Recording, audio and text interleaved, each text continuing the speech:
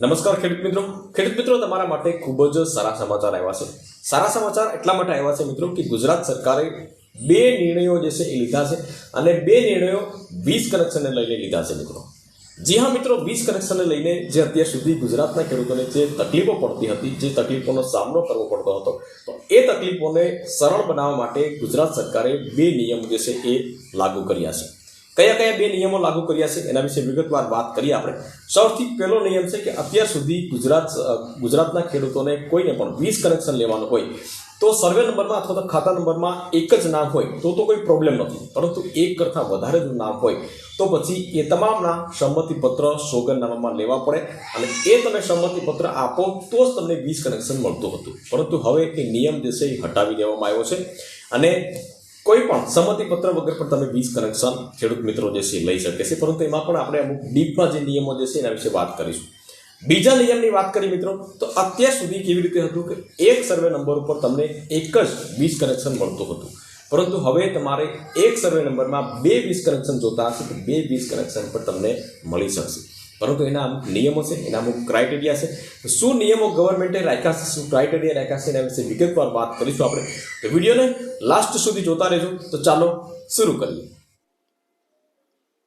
તો ખેડૂતો માટે વીજ કનેક્શન માટે નિયમોમાં ગુજરાત સરકારે રાહત આપી છે અને એના વિશે આપણે વિગતવાર વાત કરીશું. આપણે સૌપ્રથમ વાત કરીશું કે ભાઈ રાજ્ય સરકારે ખેડૂતોને ખેતી કરવા માટે વીજ જોડાણ વધુ સરળતાથી મળી રહે એટલા માટે થઈ અને ગુજરાત સરકારના જે ઉર્જા મંત્રી છે કનુભાઈ દેસાઈ, તો એને ખેડૂતોના હિતની અંદર બે નિર્ણય લીધા છે.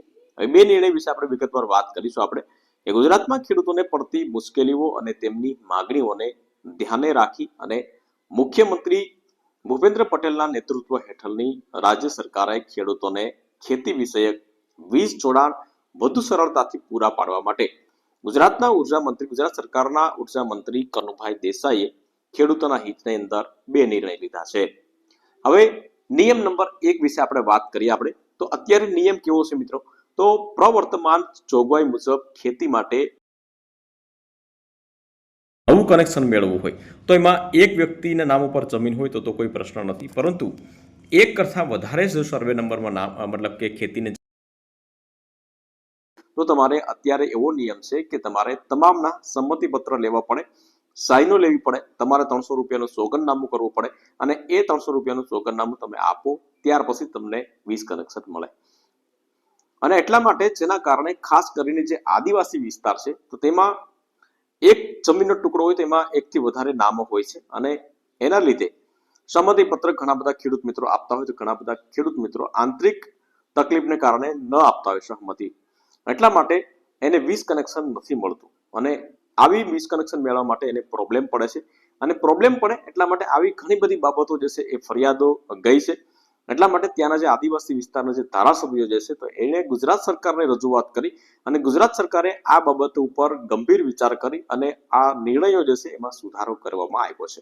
અને હવે પછી જે નવો નિયમ છે તો તે મુજબ હવેથી માલિકના સંમતિ પત્રકની બદલે હવેથી અરજદાર દ્વારા નોટરાઇઝ 300 રૂપિયાના સ્ટેમ્પ પેપર ઉપર અપાયેલ સેલ્ફ ડિક્લેરેશન માન્ય રહેશે.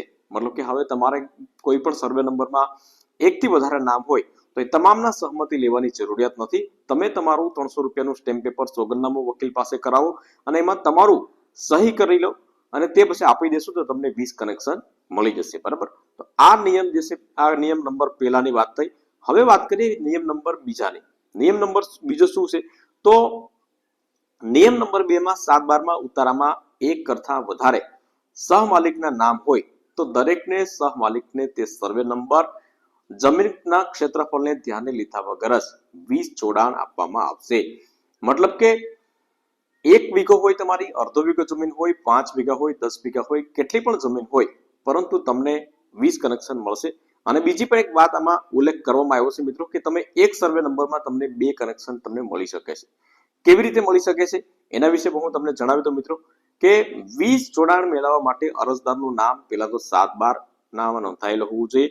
ત્યાર પછી પાણીનો સ્ત્રોત કૂવો અથવા તો બોર એ અલગ હોવા જોઈએ. એક જ કૂવામાં બે કનેક્શન ના મળે, બરાબર, પરંતુ તમે અલગ જગ્યાએ તમે બોર કરેલો હોય, અલગ જગ્યાએ કૂવો કરેલો હોય તો તમને બે કનેક્શન મળી શકે છે અને જમીન અલગ અલગ હોવી જરૂરી છે, બરાબર. એના ઉપર તમને એમાં પ્રૂફ માંગેલું છે કે અરજી સાથે અરજદાર દ્વારા સંપૂર્ણ જમીનનો સહભાગીદારીનો અલગ સીમાઓ, એટલે કે એક ખેતરથી એક સર્વે નંબરના જે બે ટુકડા હોય તો એ બીજો ટુકડો થોડો દૂર હોવો જોઈએ, બરાબર. અલગ સીમાઓ તથા હદબંધી દર્શાવતો સ્પષ્ટ નકશો રજૂ કરવાનો રહેશે, જે તમને મંત્રી પાસે, તમારા ગામના તલાટી મંત્રી હોય એની પાસેથી તમને મળી રહેશે.